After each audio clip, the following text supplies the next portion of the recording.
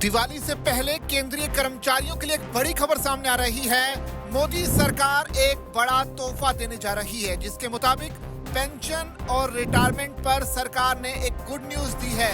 यानी कि अब से पेंशन और रिटायरमेंट के जो बेनिफिट्स है उसके मिलने में अब देरी नहीं होगी, क्योंकि सरकार ने कुछ अहम दिशा निर्देश जारी किए हैं, जिसके मुताबिक केंद्र सरकार ने अब सरकारी कर्मचारियों के लिए एक बड़ा ही राहत भरा फैसला लिया है।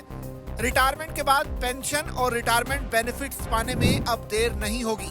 इसके लिए सरकार ने नए व्यापक दिशा निर्देश जारी कर दिए हैं।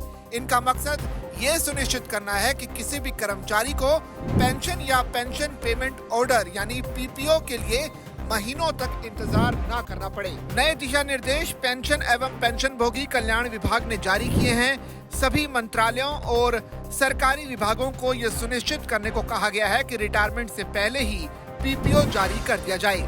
सरकार ने सभी विभागों को कर्मचारियों की सेवा पुस्तिकाएं डिजिटल करने का आदेश दिया है।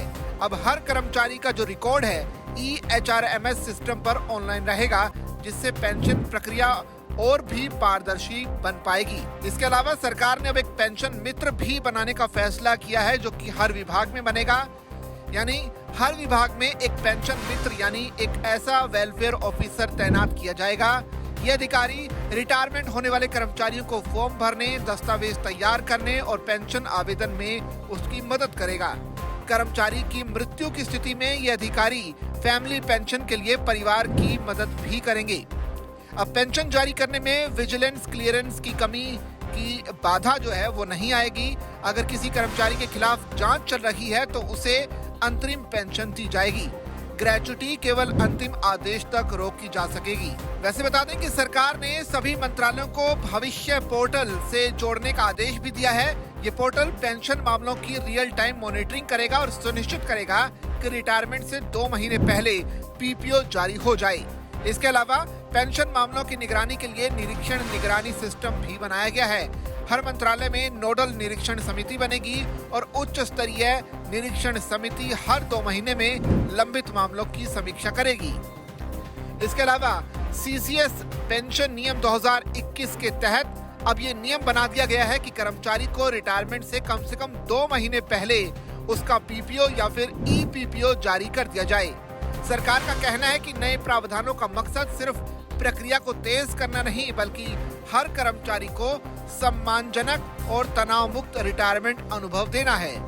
अब उम्मीद है कि कोई भी सरकारी कर्मचारी अपने अधिकार के लिए इसमें इंतजार उसे नहीं करना पड़ेगा, क्योंकि पेंशन हर सरकारी कर्मचारी का एक अधिकार भी है और जो सालों भर सेवा करने के बाद एक लास्ट में जो सम्मान मिलना चाहिए सरकार की तरफ से वो है।